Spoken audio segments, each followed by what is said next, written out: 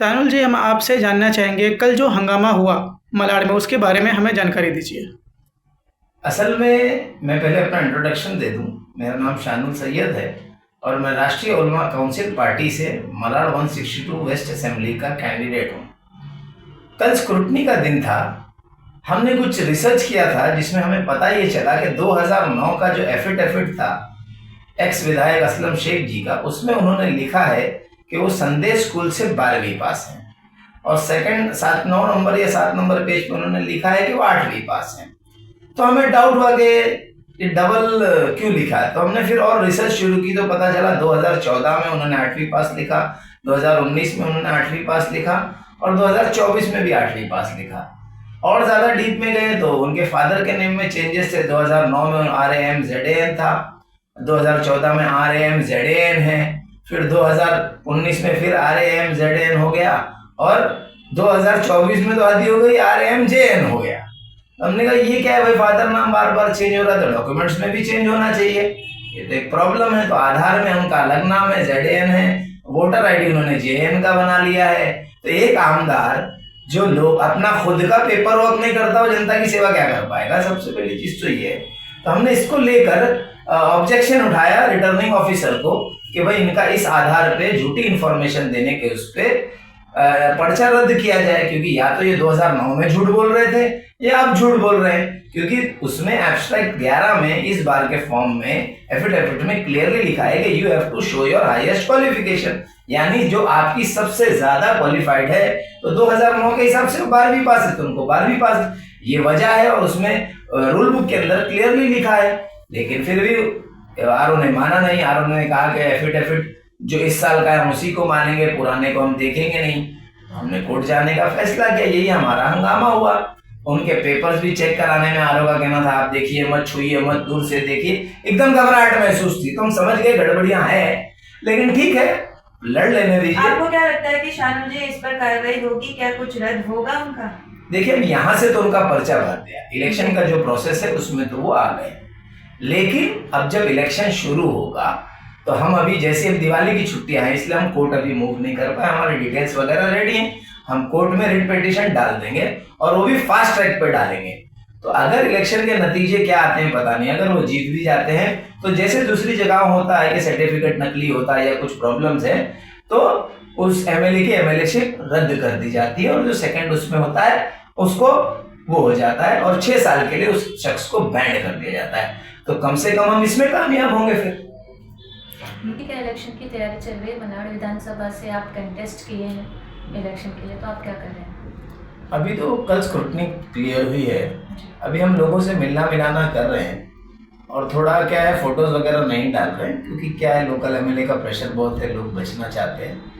असल तैयारी जो अभी ग्राउंड रियलिटी है, परमिशंस वगैरह की 1-2 दिन में वो सिर्फ चीज़ हो जाएंगी। हमारा ऑफिस ही है, हम बाकी जो प्रचार के लिए रैलीज की परमिशन है दीगर वो सब हम ले लेंगे और एक मजबूत तरीके से इलेक्शन लड़ेंगे। मुद्दे हमारे पास बहुत हैं, एक आज छोटे मुद्दे में ही बौखलाहट हो गई है, आगे और जब हम बाकी मुद्दे RTA मार के हमने निकाल के, हमारी तैयारी 8-9 महीने पहले से हमने पेपर्स वगैरह निकाल के रखे थे और जो भी हम लगाएंगे इल्ज़ाम, जिसको इल्ज़ाम कहेंगे, तो विदाउट प्रूफ नहीं कहेंगे। अगर हमने अभी भी कुछ एलिगेशंस किया है तो वो एलिगेशन के सपोर्ट में डॉक्यूमेंट्स हमारे पास हैं, खाली जबान। मलाड विधानसभा में ऐसी मलाड पूरे एरिया में आपने ऐसी क्या क्या कमियां देखी, हम चाहेंगे जनता के सामने आप रखें। मैं तो जानना चाहता हूँ 15 साल में ऐसा क्या डेवलपमेंट हुआ है। मैंने कमियां ही कमियां देखा है।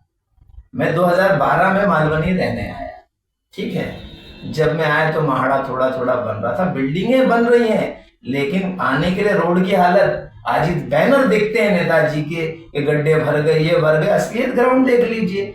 आज 20 साल से वो हॉस्पिटल्स बन रहा है 7 नंबर का, 20 साल हो गए। पिछले इलेक्शन में आपका वीडियो होगा वायरल, आप मीडिया वाले आप लोगों के पास भी होगा कि भाई गूगल कर लेना, मैंने ये यहाँ से यहाँ रोड, वहां से वहां रोड।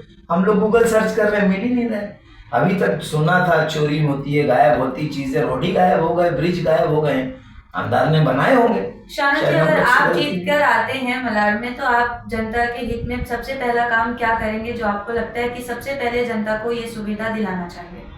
देखिए सबसे पहले जो है ना, मालवनी की जो बेसिक नीड्स है, हर एक कम्युनिटी, हर एक तो है अमन और भाईचारा, जो कुछ सालों में यहाँ खराब करने की कोशिश की गई, उसको कायम करेंगे। दूसरा, infrastructure, road development, schools, hospitals, ये लाएंगे। तीसरी सबसे बड़ी चीज़ है रोजगार। मालवनी का आदमी आप देखेंगे सुबह 6 बजे से डिपो के वहाँ धक्के खाता रहता है। तो अगर लोकल रोजगार यहाँ अच्छा हो जाए तो यहाँ की यही नौकरियां मिल जाए, तो लोगों को इतना धक्का खाना नहीं पड़े। 1-1 घंटे बसों में लाइन लगाता है आदमी। यहाँ का लोकल बच्चा, यहाँ मेजोरिटी ऑफ आवाम को रिक्शे वाला बना के रख दिया। आप जिस गली से निकलेंगे एक रिक्शे की पार्किंग दिखेगी आपको। ये हालत है मालवनी की। तो आपको क्या लगता है कि जनता आपको सपोर्ट करके इस बार एमएलए का चेहरा देगी? देखिए, मैं तो जनता से अपील करूंगा, फैसला जनता के हाथ में। और जो मुद्दा मैंने उठाया है 12वीं पास और 8वीं पास का, उसमें कोर्ट से डिस्क्वालिफिकेशन आने के बाद तो एमएलए नहीं रहेंगे, तो वैसे ही खतरा है। तो मैं तो जनता को चाहूंगा कि आप रिस्क ही मत लीजिए, आप मेरे जैसे आदमी को ही चुनिए, मेरा एफिडेविट क्लियर है। शानुल जी, एक बड़ा हंगामा हुआ है, कई जगहों पे इस तरह का हंगामा किया गया कि आप बीजेपी पार्टी से मिले हुए उनको सपोर्ट कर रहे हो, इसके बारे में क्या कहेंगे? देखिए, कैसा है ना, इल्जामात लगाना आसान है, प्रूफ देना मुश्किल है। ठीक है, आज से कुछ दिन पहले एक्स आमदार साहब का स्टूडियो टूटा था तो मोहित कंबोज के साथ घूम रहे थे। पूरी हिंदुस्तान जानता है मोहित कंबोज बीजेपी युवा मोर्चा का अध्यक्ष है, उनके फोटो भी वायरल हुए। मेरा एक फोटो दिखा दे किसी के साथ।